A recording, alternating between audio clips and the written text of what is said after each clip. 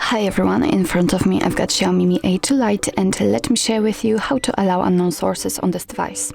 So first of all, let's enter the settings, and now let's tap on the apps and notifications.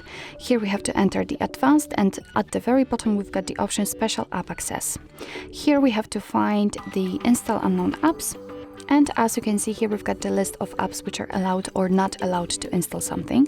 If you'd like to change it, so for example, if you'd like to allow Chrome to install some content, all you have to do is to simply tap on it and tap on the switcher right here. After getting back, you can see that from now on the Chrome is allowed to install something. But be aware that you're doing it on your own responsibility, because some third-party apps aren't verified by the developer. So you may put your data and actually your device on the risk. So remember about that. Of course, it will work the same with all other apps. So for example, you can allow Drive to install something, and as you can see, the same situation. Obviously, you can turn off all of the permissions. Just tap on the option on the app you would like to turn off and tap on the switcher again. And after getting back, you can see that from now on the Chrome is not allowed to install anything. So actually, this is it. This is how to allow unknown sources in your XIAOMI Mi A2 Lite.